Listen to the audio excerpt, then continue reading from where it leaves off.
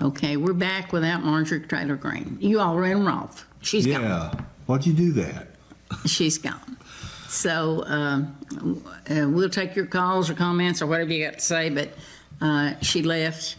She said she enjoyed my show and she's through and got up and left. So she's out of here.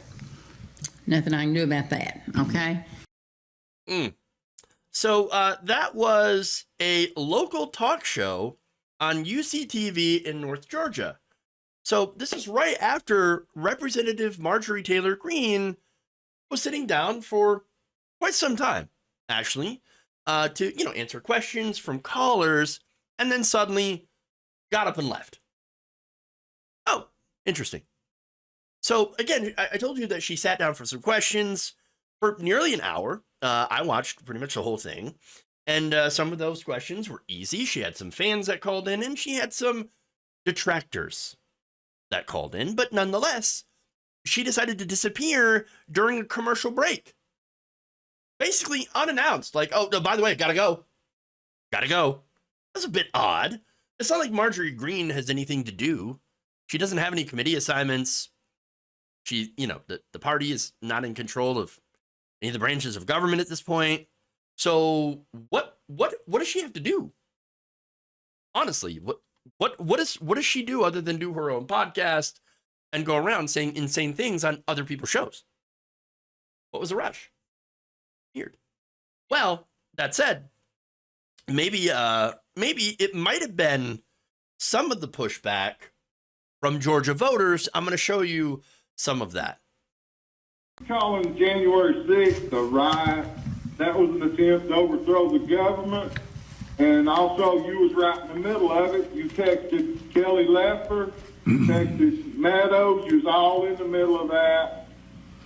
You're a QAnon conspiracist. You like the Boogaloo Boys. You all up in all of Sir, you're lying. These are all lies. I don't know what kind of news you're watching, but you're paying attention to the fake news. Sir, you've got some major problems, and I am not your problem, but you're paying attention to lies and fake news.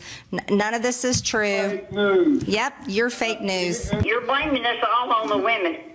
My body is my body, and I don't want the government telling me what I can do with my body. Ma'am, are you having children anytime soon? That's my question. I'm asking a legitimate question. And you're right, it's your body, but a baby inside a woman's womb is another person's body. If a child, the 10-year-old child that was raped, what about? Then I think we should put the rapist, a child abuser. Be punished. The child can't have anything done to her without the government going after them, fining them, and all that stuff. That's not right. Election. You still don't believe that Georgia voted for Biden. You still don't believe that. Now you said that Georgia. You don't believe that happened. You don't believe How's inflation hurting your checking account and your grocery bills, ma'am? Because that's Joe Biden. Well, that went well. How's inflation? How's inflation going? We're not asking you about inflation. Asking you actually pretty legitimate questions concerning your role in January 6th. And about abortion, and about all these things. And yeah, Marjorie Greene's distract. Inflation. Okay, well, why don't we talk about inflation? She, of course, goes on to blame specifically Joe Biden, because the entire interview, by the way, she shadowboxed with Joe Biden. That's it. When in reality, it's not Joe Biden, it's corporations. Corporations are the major driver of inflation. And we know that because you look at corporate, profits that are even higher than before.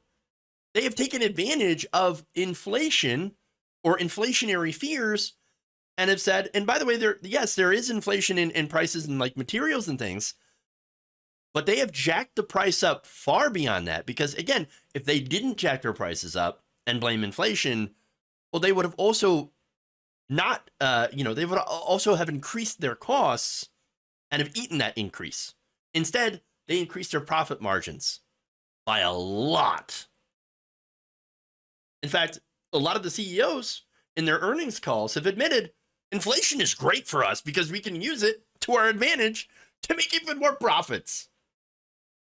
So that said, I loved it watching this because it was fun. For one, there's something that's inherently wholesome about local cable access. It really is. It was fun. Secondly, she shows up, Marjorie Greene, filibusters everyone who challenges her, right? Unless it was like a super friendly like person. It's like, oh, I love you, Marjorie Greene. You're so great. Oh, I loved how you voted against the voice vote. Yeah, okay, right. So, kissed her ass. She was asked about supporting January 6th. She pivots to inflation. As I mentioned, she ignores the very important argument that Republicans have been making for years, which is they're supposed to be against big government. Well, what's more big government than them getting up in your uterus of every single woman in this country? Get in your womb. How's that not big government? But again, it's not like she didn't get supportive callers. She did get quite a few. It was a mix. So again, getting to the question here of, why did she suddenly have to leave? It's weird that she did a hard out. Now, look, I do a show. Obviously, you're watching it. I've booked people before. I've had conversations. I have people on the show all the time. And when somebody has a hard out, they will tell you. Like, hey, I got to leave at this particular time. Okay. And it's usually scheduled and worked out ahead of time so that you don't run into these situations where as soon as they go to commercial break, I got to go. Wait, hold on. What you said you were going to be here. So you're going to stay here for a while. What happened? But no, she just gone, disappeared, out of here. And I believe the reason is that she gets flustered whenever she's challenged. And that's what it is. Okay? She doesn't like being challenged. She doesn't like when people question her. And she doesn't like the pushback. And she doesn't like to argue with people. She's really, really bad about it. So now, that said, I got one more video here, okay, where a fan of Marjorie Greene called into that show and then started blaming the show for Marjorie Greene leaving. This is amazing. Take a look. And all your commercials, I didn't see the first commercial. Because she didn't buy them, she was offered the opportunity to buy them, and they said she wouldn't buy any commercials. Marcus Flowers, we don't turn down political commercials. That's something in this business you don't turn down. And he paid for them to be placed where they were placed, and we placed them there. And I told her when she come on the air that they were there, and she said, I'm okay with that. So that ain't no good point, sir. I don't think your show's going to hurt her none. I didn't try to hurt her. I invited her on here so you all could talk to her and meet her. There's nothing meant to hurt her. But she knows it's a Democrat station. And no, it's not a Democrat station. Where'd you get that? Do you see that written anywhere on these signs?